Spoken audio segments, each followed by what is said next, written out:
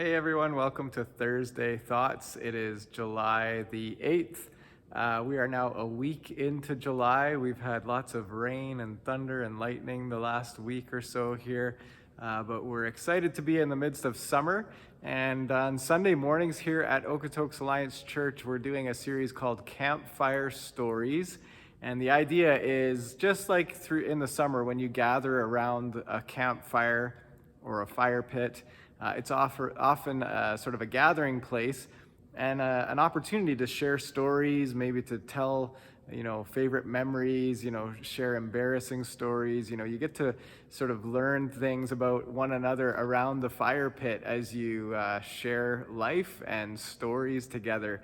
And so here on Sunday mornings, we are doing Campfire Stories and looking at stories from the Old Testament, some of the more well-known stories of God's story through the Old Testament.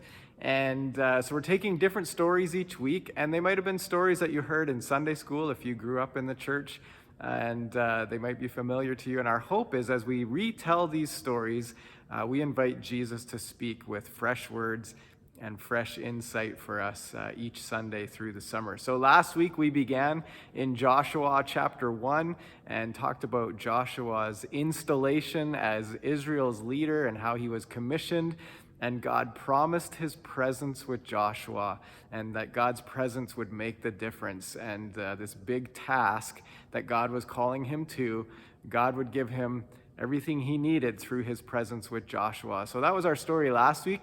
This week we're picking up in Joshua chapter 2 and might also touch on chapter 6, which is the story of Rahab and the beginnings of taking Jericho. So God promised Israel a land, and so we're going to get into that.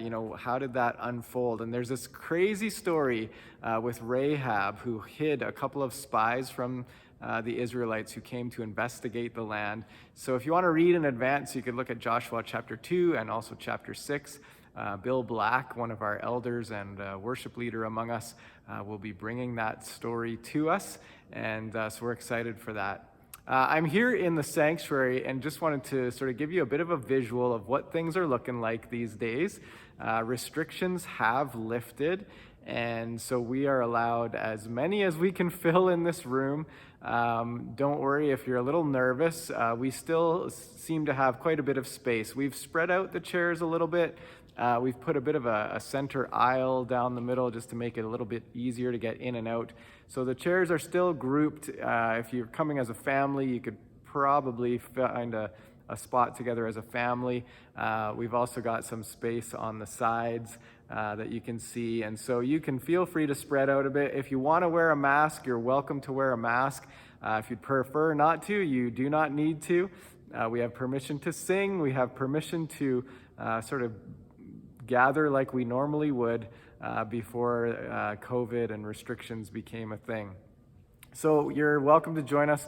There is no longer a need to sign up online, but we are asking and encouraging those of you who are registering kids or bringing kids with you for Kids Zone, we ask that you please register them in advance. So you can do that on our website or through the app, or if you are receiving our Kids Zone emails that go out each week, it still has to go out yet today, but there'll be a link in there where you can register your kids for Kids Zone. And by registering them in advance, it just helps us prepare for your children. It helps us to know what age groups we're dealing with, how many kids we have, how many classes we need to provide, how many teachers we need. So we're prepared to offer Kids Zone from nursery to grade 6. But on any given week, that could change depending on who signs up. So that's where we just want to have a bit of an advance notice. So if you can sign up by Friday at midnight, that would be fantastic. And again, if you're not coming with kids, there's no need to sign up. You can just show up and attend. And if you're joining us online, we are continuing to provide our online live stream through Facebook, through YouTube, and also directly from our website. So you can find us on either of those three places: Facebook Live, YouTube, or our website. And that live stream starts at 10 to 10. Worship gathering starts at 10 o'clock. It's roughly an hour or so. So however you choose to participate with us, whether you're joining us in person or online, we're looking forward to having you join us for another campfire story from Joshua 2. Thanks for tuning in for Thursday Thoughts. We'll see you again next week.